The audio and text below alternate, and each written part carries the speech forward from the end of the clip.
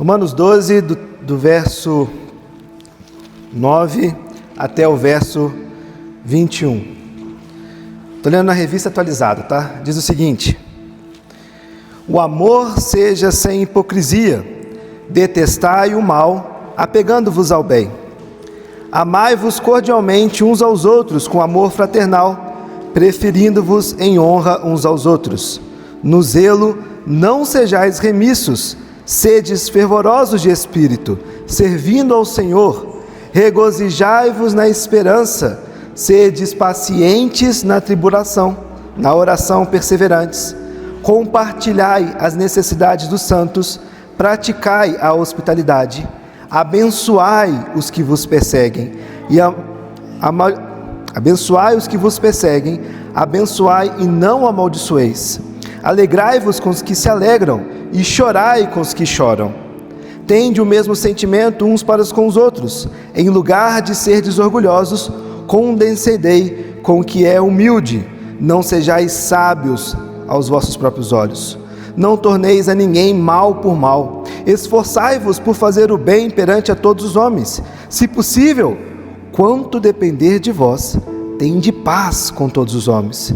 Não vos vingueis a vós mesmos, amados, mas dai lugar à ira, porque está escrito: a mim me pertence a vingança. Eu é que retribuirei, diz o Senhor. Pelo contrário, se o teu inimigo tiver fome, dá-lhe de comer, porque fazendo isso, amontoarás brasas vivas sobre a sua cabeça. Não te deixes vencer do mal, mas vence o mal com o bem. Bom, tem um público seleto de crianças aqui hoje para ouvir a minha história. Henrique e Saulo, vou contar uma coisa bem legal para vocês aí, ó, desse papel que vocês receberam. E é uma história de verdade que eu vou contar, tá? Havia uma mulher que ela chamava Corrie ten Boom. Talvez alguns já ouviram falar sobre essa pessoa. Essa mulher, ela amava muito a Jesus. E sabe o que ela fazia? Ela ajudava as pessoas perseguidas durante a guerra, durante a Segunda Guerra Mundial.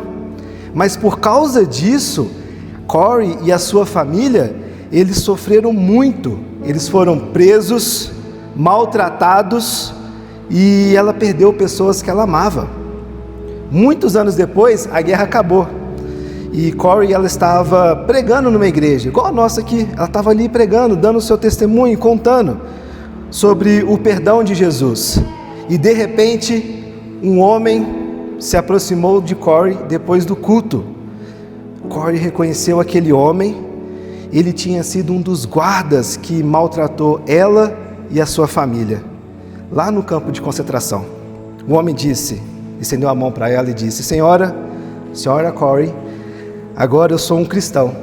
Eu sei que Deus me perdoou, mas eu queria pedir o seu perdão também.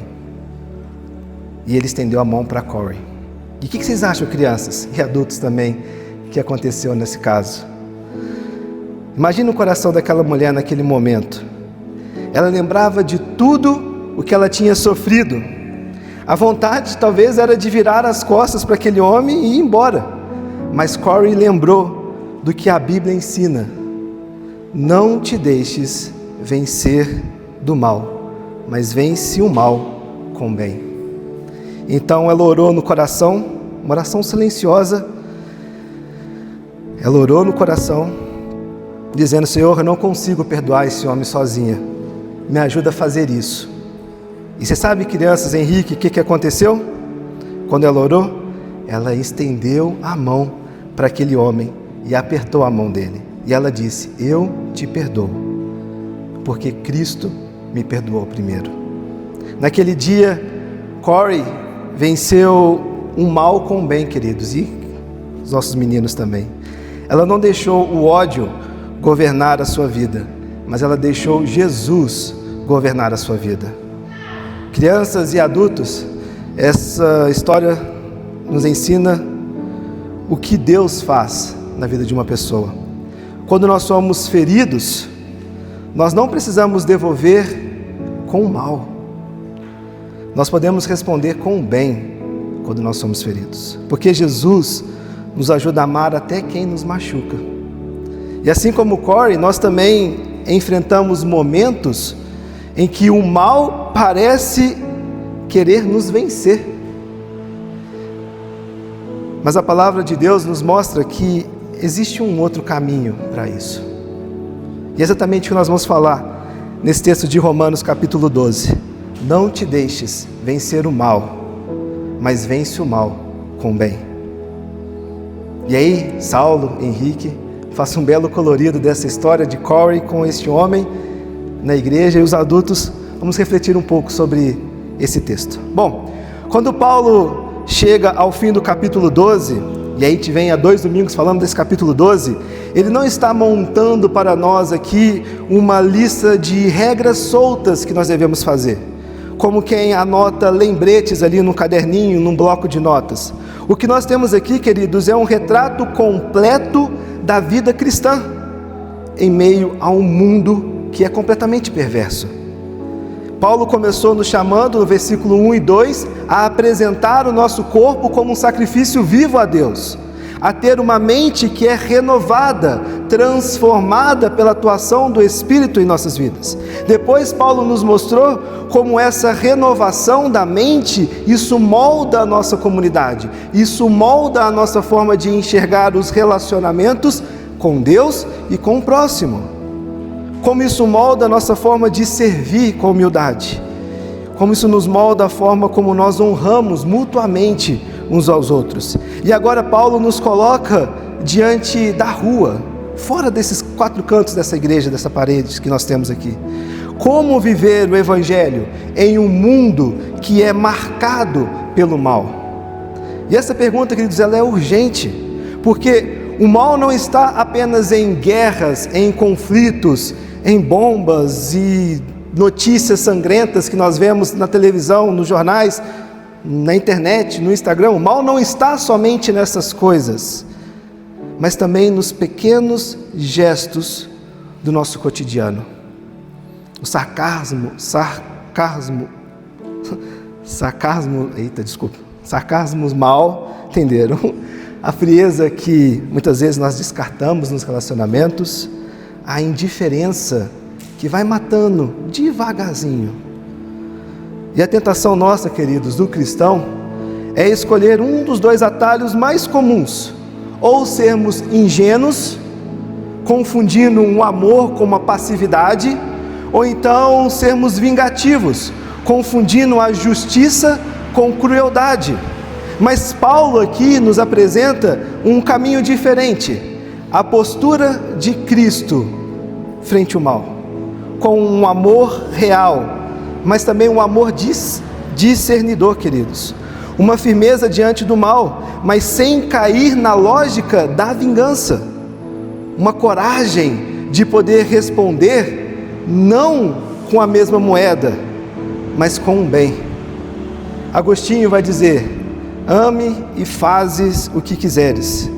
E ele fala isso não como uma licença para pecar, queridos, mas porque o amor verdadeiro, quando moldado por Cristo, ele se torna uma bússola para todas as nossas ações. E este é o eixo que sustenta tudo o que Paulo está nos dizendo aqui.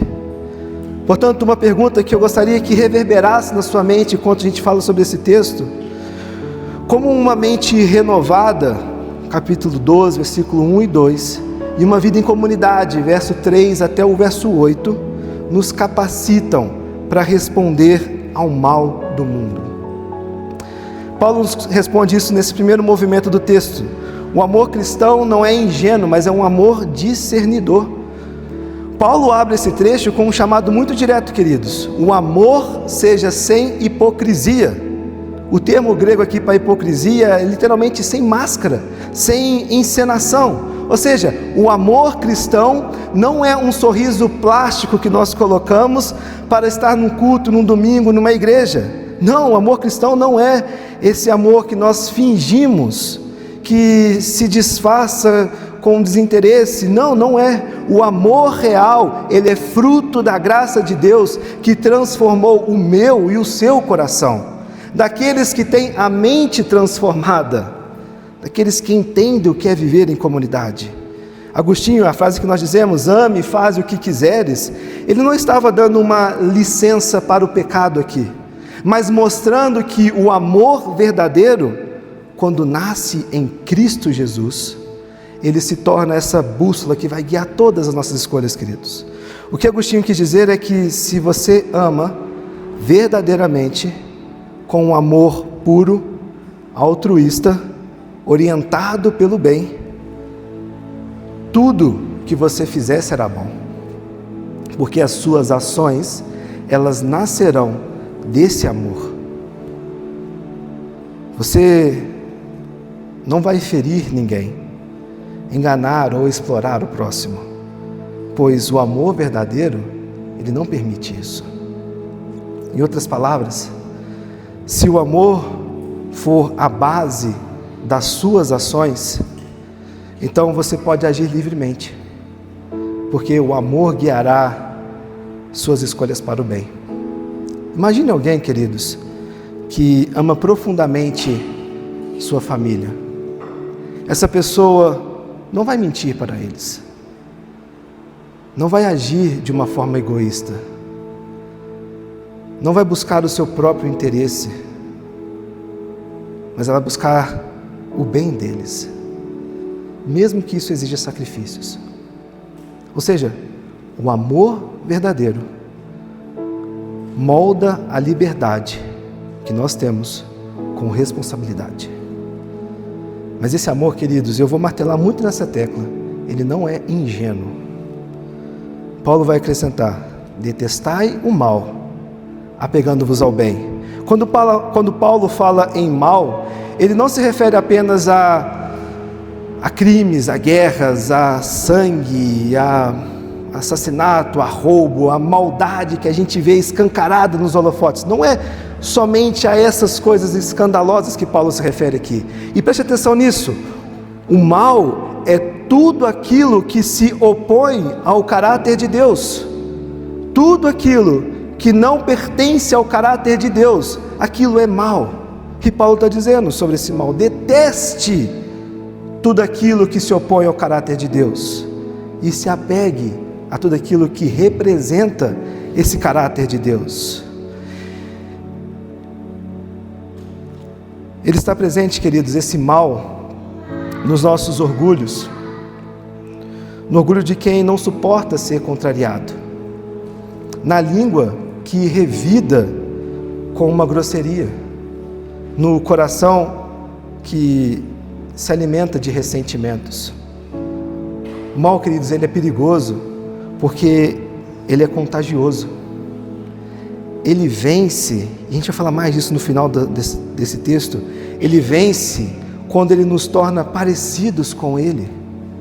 E é por isso que Paulo nos manda a rejeitar esse mal com muita força e a nos apegar àquilo que é bem, como algo que se cola, algo precioso e que nós não deixamos escapar. Repare esses dois verbos que Paulo está dizendo: detestar e apegar. Detestar significa de fato odiar, repelir, ter uma aversão a tudo aquilo que é contra o caráter de Deus. E esse apegar é grudar firmemente, estar junto daquilo que é bom. O amor cristão, portanto, queridos, rejeita aquilo que destrói e ele se agarra àquilo que edifica. É como um pai que vê o filho brincar à beira do caminho, vocês que são pais e mães também, vê o filho brincando num beiral. Pela liberdade eu vou deixar que ele brinque ali. Não! O que vocês fazem? Vocês gritam, vocês correm, vocês tiram. Não permite que ele sofra algo ruim por estar colocando a vida em risco ali. O amor que não rejeita o mal, queridos, ele não é amor. É uma indiferença disfarçada. Provérbios 22, versículo 3 vai dizer que o prudente, ele vê o mal e esconde-se, mas o simples, ele passa adiante e sofre a pena. E Paulo vai prosseguir nesse mesmo conceito: amai-vos cordialmente uns aos outros, com amor fraternal, preferindo-vos em honra uns aos outros. Aqui Paulo está contrastando a lógica da igreja, a lógica do evangelho, com a lógica do Império Romano, com a lógica do contexto humano. Na cultura romana, e não somente na cultura romana, mas pensando um pouco no público-alvo que Paulo está escrevendo aqui, na cultura romana, honra era uma moeda social, queridos. Todos buscavam status, prestígio, visibilidade. Todos buscavam coisas para que pudessem ser reconhecidos e pudessem barganhar e trocar. E não é diferente no nosso contexto hoje. Todos buscam, de certa forma, um status, um prestígio, uma visibilidade. Mas no reino de Deus, a competição ela não é para aparecermos, mas é para servir. Não disputamos quem vai ser exaltado entre nós, mas deveríamos disputar, no modo sadio, quem exaltará o próximo, quem servirá com honra ao próximo. E é justamente nesse ponto que Tomás de Kempis e aos pais receberam esse livro, na Imitação de Cristo, no capítulo 1 do livro 1, capítulo 16, ele vai dizer: queremos que se corrijam os outros com rigor, mas não queremos ser repreendidos. Gostamos que os demais sejam apertados com estatutos, mas nós não sofremos a menor proibição. O que Kempis denuncia aqui, queridos, é a nossa incoerência. Usamos uma balança pesada demais para os outros e uma leve para nós mesmos. E esse espírito, ele mata a comunhão. Mas quando nós honramos uns aos outros, nós aplicamos a mesma graça que nós tanto pedimos a Deus sobre as nossas falhas. Por fim, aqui Paulo vai descrever como que esse amor que honra os outros, que se afasta do mal e se apega ao bem, ele aparece na prática com um zelo fervoroso, com uma paciência na tribulação, queridos, com uma perseverança na oração, com uma partilha das necessidades, com uma hospitalidade sincera. E vejam, Paulo aqui não fala de gestos heróicos combatendo o mal. Ele não fala sobre gestos heróicos, como desembainhar uma espada e guerrear contra o mal. Ele não fala isso. O que Paulo está nos falando aqui é da vida comum, é do dia a dia, é da vida ordinária. O amor cristão, queridos, ele se expressa nessa constância silenciosa nossa em cada uma das nossas demandas. É na mesa que nós compartilhamos, é no lar que ele é aberto para receber pessoas, é na oração insistente pelo próximo, é nas vezes que nós escolhemos não ceder ao mal e preferimos honrar uns aos outros com o bem. E é aqui que nós devemos ser reconhecidos, queridos, quando o Evangelho se torna visível. O mundo, ele não crê em discursos. Aqui eu não falo o mundo político, o mundo da internet, eu não falo o mundo do Instagram, eu falo do mundo real. No mundo real, as pessoas não acreditam em discursos, mas elas acreditam em vidas, no mundo do seu vizinho, no mundo do seu colega de trabalho, no mundo do seu prédio, no mundo da sala de escritório. As pessoas acreditam em vida, é na sua vida, é na forma como você torna a sua vida um discurso daquilo que você acredita. É nesse momento que o Evangelho ele começa a se tornar visível, queridos. E vidas são moldadas nesses nossos gestos ordinários. O amor cristão, queridos, ele não é ingênuo, tá? Ele discerne, ele rejeita o mal e ele honra o próximo. E ele transforma o nosso cotidiano em um altar para Cristo. O segundo movimento que Paulo nos traz nesse texto é mostrando como a nossa resposta ao mal, ela não é uma vingança, mas ela é uma bênção. Paulo continua no versículo 14 dizendo: abençoai os que vos perseguem, abençoai e não amaldiçoeis. Não se trata apenas de se calar diante da ofensa aqui, queridos, mas de pronunciar palavras de vida sobre aqueles que nos ferem. Isso é uma ordem que soa de maneira muito desconfortável, porque a nossa reação instintiva é sempre revidar quando o mal nos acontece. Todas as vezes que nós somos confrontados, impelidos, questionados ou sofremos quaisquer tipos de ataques maus, e aí você pode imaginar o que você quiser como algo ruim que sofre, naturalmente o nosso instinto é revidar na mesma moeda aquilo que nós estamos sofrendo. Isso é natural nosso por causa do pecado. Quando nós somos injustiçados, o nosso coração ele vai clamar por vingança.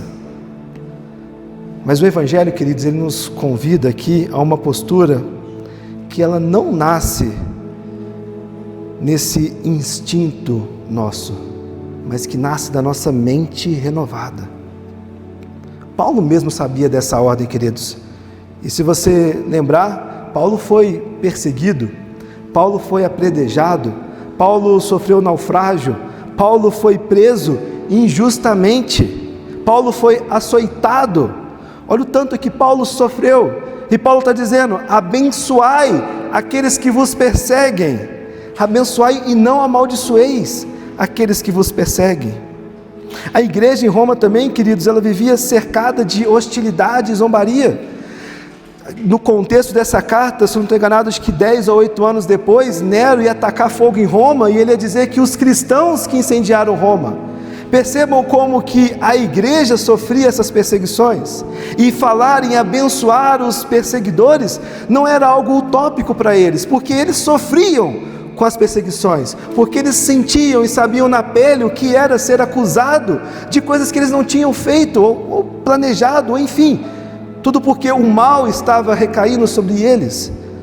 Não era algo utópico pensar nas perseguições aqui, mas era uma prática muito arriscada que eles deveriam ter, e que essa prática ela só pode ser sustentada pela fé, porque se eu não tiver uma mente renovada pelo Espírito, se eu não entender a graça de Deus sobre a minha vida, de novo, instintivamente eu vou sempre revidar quando o mal me toca, quando o mal me cerca, quando o mal me acusa, quando o mal bate em mim.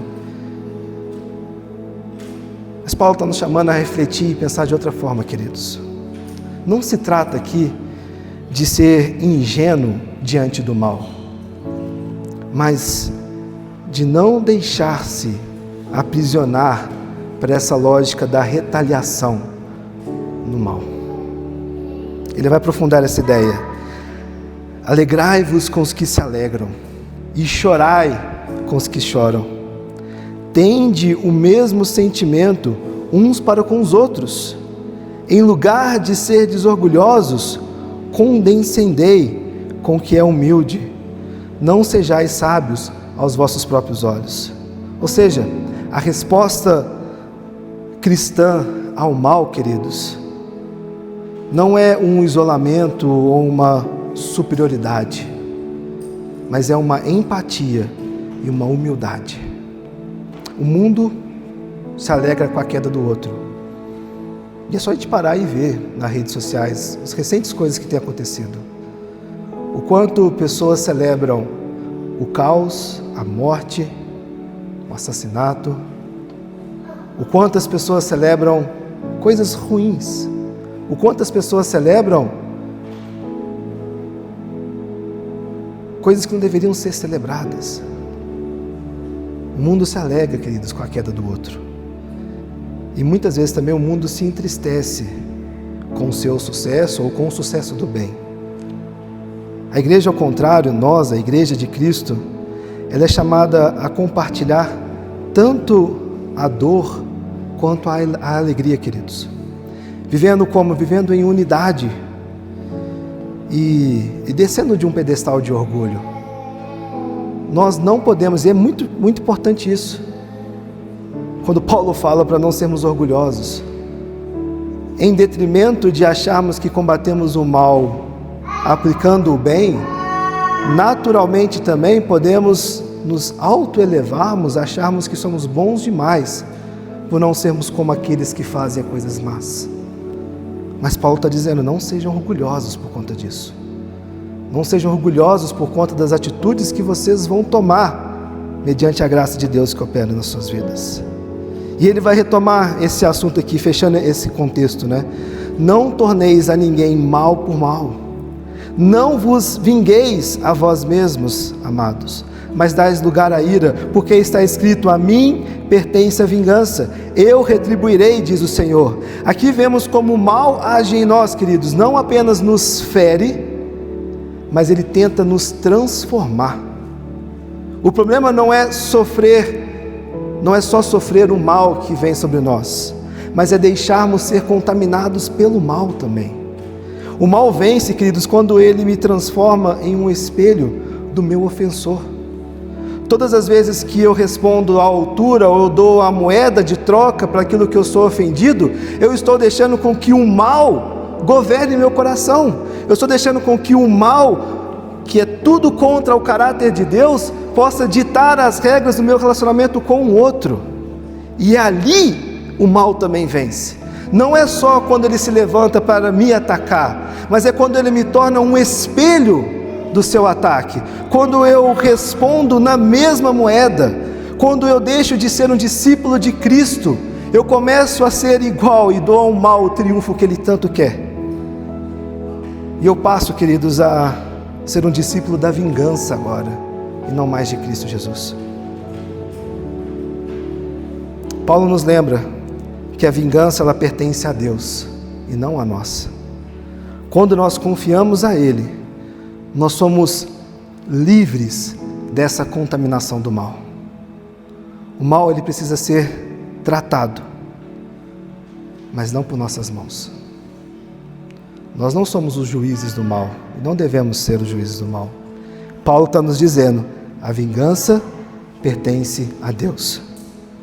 E quando nós tentamos assumir esse lugar, nós nos tornamos juízes sem legitimidade, porque é o nosso senso de justiça, e que é falho, que já é corrompido por conta do nosso pecado. É o nosso senso de justiça gritando e querendo julgar pelo mal que nós estamos sofrendo ou que estamos vendo. Mas quando nós entregamos a justiça de Deus, reconhecendo que só Ele tem sabedoria para retribuir com perfeição, nós vamos ecoar a própria vida de Cristo. E Pedro fala isso, 1 Pedro capítulo 2, versículo 23, ele vai dizer: quando Cristo foi insultado, ele não revidou. Quando ele sofreu, ele não ameaçou, mas entregava-se àquele que julga justamente. É interessante isso, não sei se vocês vão lembrar também, nesse ponto, né? Lucas capítulo 9, versículos 54 e 56, eu gosto muito da cena disso no The Chosen. Esse texto aqui é narrado no The Chosen, eu não lembro, acho que é no quarta temporada. Tiago e João, eles estavam ali ofendidos pelos samaritanos, e eles viram para Jesus e falam: ó Jesus, queres que mandemos descer fogo do céu para consumir estes homens? Veja bem, Tiago e João, andando com Jesus, o amor em pessoa, ouvindo sobre Jesus, experimentando os milagres com Jesus, mas vendo homens se levantando para acusar e menosprezar e inferiorizar Jesus, os discípulos, eles viram: ó Senhor, vamos mandar descer fogo do céu e matar esses pecadores. A resposta de Jesus ela é cortante para eles. Ele diz: vós não sabeis de que espírito sois? Eles achavam que estavam defendendo a honra de Cristo, queridos, mas eles estavam agindo no espírito da vingança. Jesus vai depois falar: o Filho do Homem não veio para destruir vidas, mas para salvá-las. Perdoar, queridos, preste atenção nisso. Perdoar não significa fingir que o mal não aconteceu. Significa decidir não tratá-lo como a última palavra na sua vida. O perdão, ele não é ingenuidade, queridos, mas uma confiança de que o mal não tem a palavra final. Porque a última palavra, ela pertence a Deus. A nossa esperança, queridos, é de que quando nós amamos os nossos inimigos, ou os que fazem mal,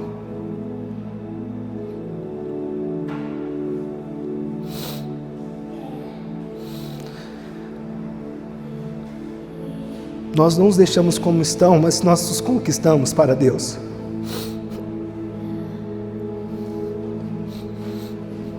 A bênção que nós temos aqui não é apenas um gesto de resistência ao mal, mas é também um ato missionário. Quando nós desejamos que o inimigo, o que nos fez o mal, seja transformado pelo mesmo amor que nos transformou.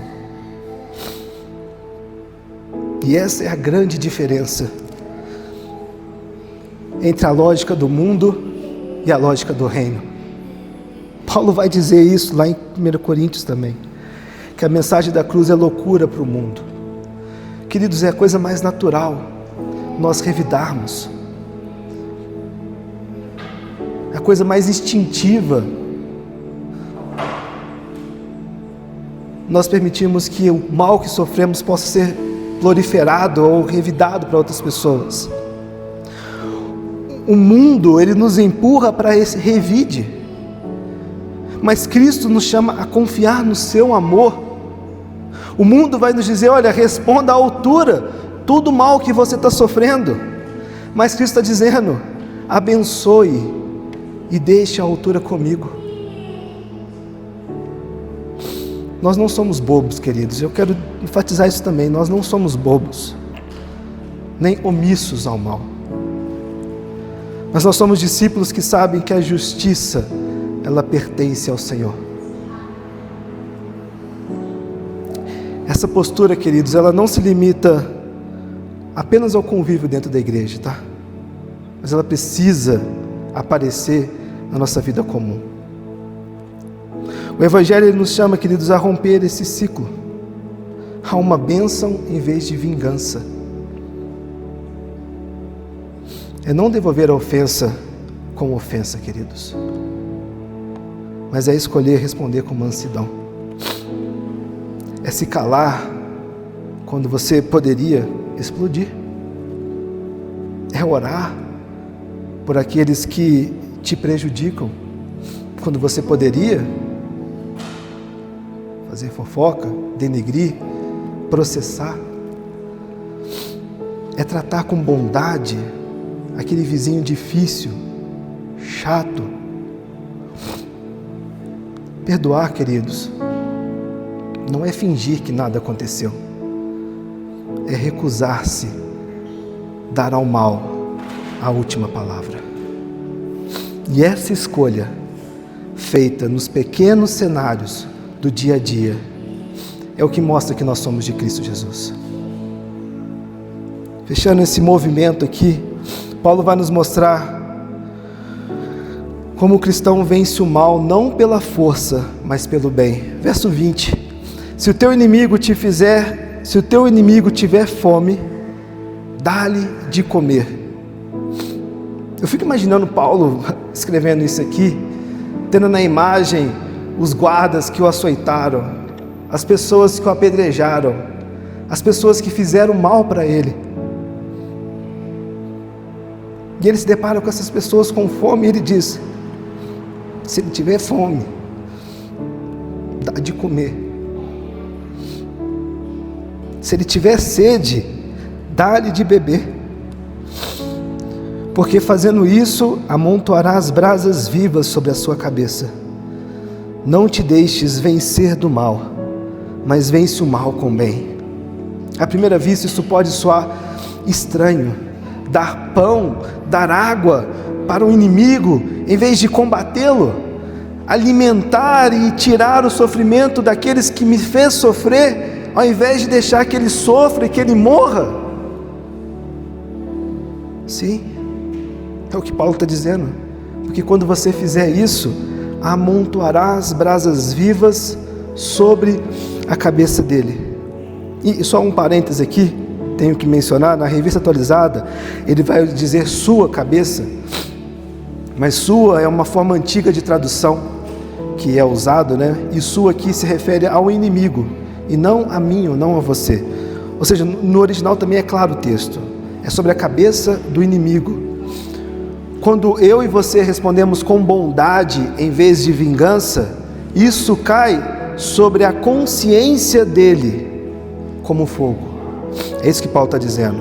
E pode ser que isso constranja, pode ser que isso leve ao arrependimento, ou se a pessoa rejeitar isso, isso será um testemunho dela contra Deus. Mas em todos os casos, queridos, o mal não vence, porque você não entrou no jogo do mal. E de novo, Paulo não está falando aqui de uma passividade, queridos, e sim de uma estratégia espiritual. O mal, ele sempre vai esperar uma vingança nossa. O mal, ele se alimenta da nossa retaliação. Mas quando nós, cristãos, entendemos e submetemos nossa vida a Cristo, respondemos com bondade, nós desarmamos o inimigo. E nós colocamos diante dele a sua própria consciência. E essa é a lógica escandalosa para o mundo. Essa é a mensagem que é louca para o mundo e que o mundo não entende, queridos. Mas isso é a lógica de Cristo Jesus. Detalhe, Cristo não ignorou o pecado. Cristo denunciou os fariseus. Cristo confrontou os hipócritas. Cristo expôs a injustiça. Mas lá na cruz, quando o mal mostrou a sua face mais cruel, a resposta de Jesus não foi a sua espada, mas o amor. Pai, perdoa-lhes, porque eles não sabem o que fazem.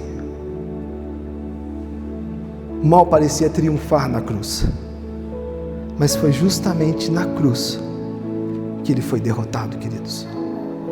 A vitória do bem, ela não veio por uma força bruta, mas pelo sacrifício vivo e real de Jesus Cristo. O ódio, queridos, nunca é tão forte quanto quando se veste de justiça. C.S. Lewis disse isso em Cartas de um Diabo, seu aprendiz. E o perigo é esse, queridos, quando nós tentamos combater o mal com as mesmas armas dele, achamos que nós estamos sendo justos, mas a verdade quer dizer que nós já fomos vencidos pelo mal. O mal vence não apenas quando nos ataca, mas de novo, quando nos torna parecidos com ele. Por isso Paulo vai insistir: não te deixes vencer do mal. O mal nos vence, querido, quando nos arrasta para a sua lógica, quando nos faz reagir ao mesmo tom, na mesma moeda. Mas nós vencemos o mal quando nós permanecemos fiéis a Cristo Jesus e respondemos com o bem.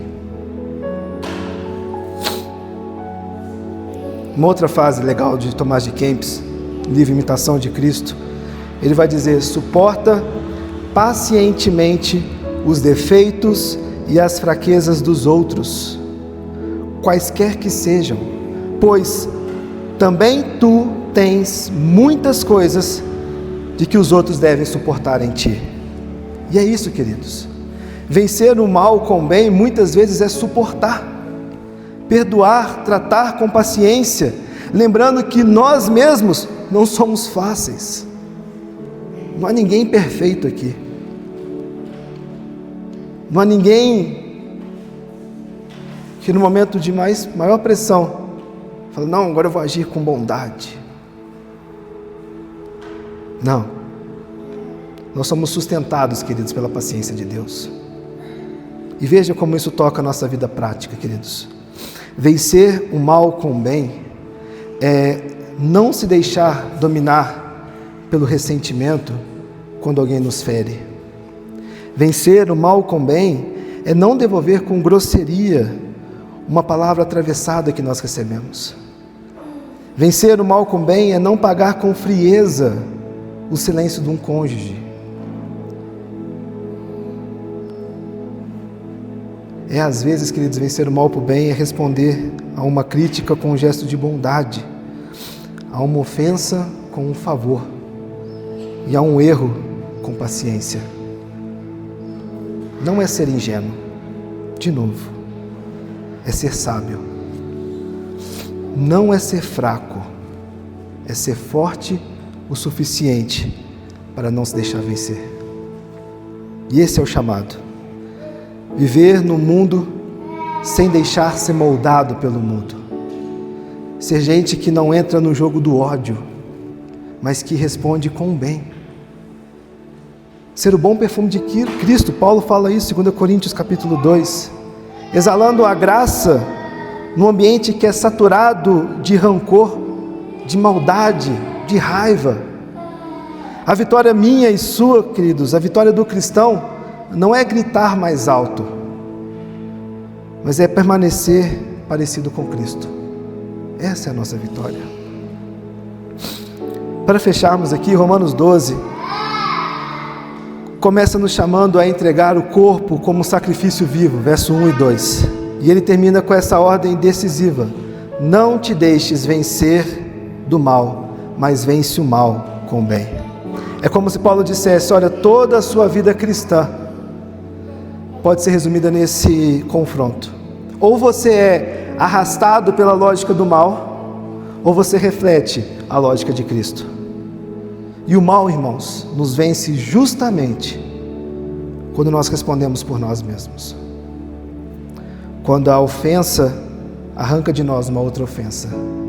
Quando a grosseria produz em nós uma outra grosseria. Quando a injustiça nos faz desejar vingança. O mal triunfa quando nos torna parecido com Ele. Mas Cristo nos chama a algo maior. Não cair na mesma moeda, mas viver na contramão de tudo isso, vencendo o mal com o bem.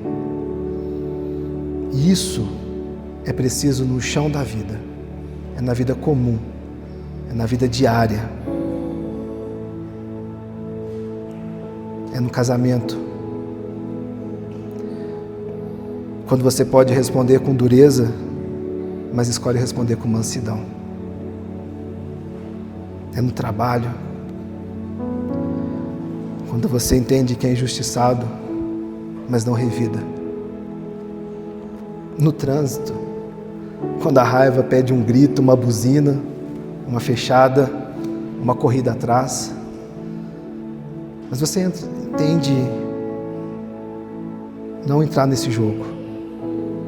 Você segura a língua e você ora.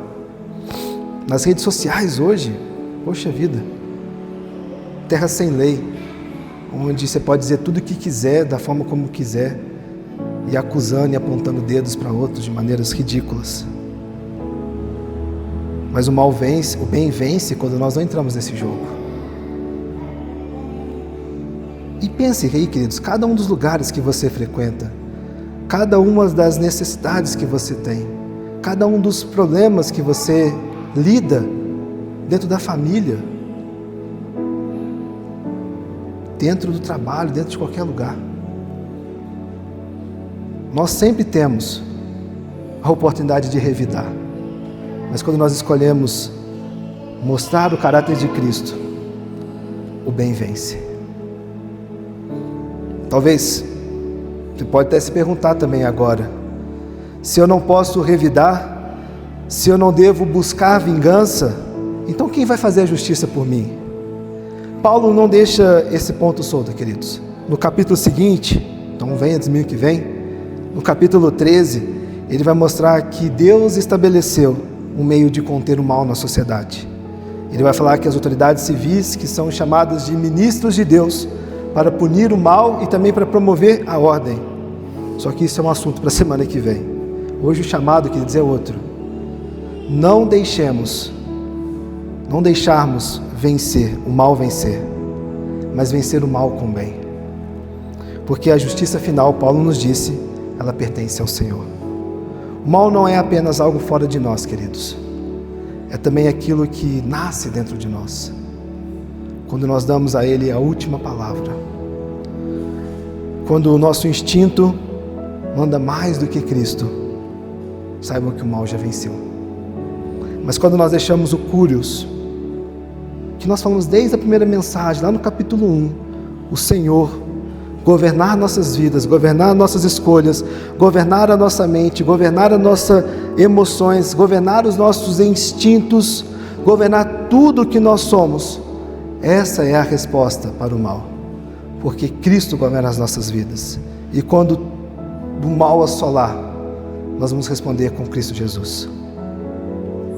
Quem tem dado a última palavra nas suas reações? É o seu instinto ou é o Senhor? Porque se for o instinto, saiba que o mal já venceu. Mas se for Cristo Jesus, então você já venceu o mal com o bem. Queridos, o mal não pode ser derrotado pela espada. De novo, não é o mal que a gente vê de guerras e mortes, assassinatos. É tudo aquilo que é contra o caráter de Deus. Isso não pode ser vencido com espada. Somente pela cruz de Cristo que o mal pode ser vencido. E ele foi derrotado quando Jesus disse: Pai, perdoa-lhes, porque eles não sabem o que fazem. E agora Paulo está nos chamando a seguir esse mesmo caminho. Não devolvam o mal, reflitam o bem, porque é assim que o mundo verá Jesus na vida de vocês. Não deixe o mal escolher as suas palavras, os seus gestos, suas reações. Escolham Cristo. Eu não falo no sentido de salvação, eu falo no sentido de vida prática. E quando vocês escolherem Cristo governando suas vidas, verão que o bem, ele não é uma fraqueza, queridos. O bem é uma vitória. Mas que fique claro, isso não é ser bobinho, isso não é ser ingênuo, isso não é ser tolerante com o mal. É ver o mal de frente e discerni-lo e saber como agir. É olhar o mal nos olhos e decidir responder com o amor de Cristo Jesus. É olhar para tudo aquilo que te fere e decidir responder com Cristo Jesus. Não na força da sua carne, mas com a força de Cristo que está em nós. Só quando nós estamos sendo alimentados por Cristo, só quando Cristo governa nossas vidas como Curios, o Senhor absoluto, é que nós conseguimos viver assim, queridos. E esse senhorio de Cristo, esse Curios que reverbera por toda a carta de Romanos, é o que dá sentido a tudo isso. Ele venceu o mal na cruz e Ele reina sobre nós. E é por causa dele que nós podemos responder diferentes. É nele que nós encontramos força para não nos deixarmos vencer e para vencer o mal com o bem. Se um dia você estiver na dúvida, lembre de Cristo. Se um dia for difícil demais, lembre-se de Cristo. Se um dia você vê que é difícil perdoar, lembre-se do Corey que nós contamos no início da mensagem. Lembre do maior sacrifício que foi feito por mim e por você, que derrotou de vez por todas o mal. E que Cristo Jesus possa governar nossas reações e nossos instintos, queridos, para que o mundo veja Jesus através de nossas vidas. Vamos orar? Obrigado.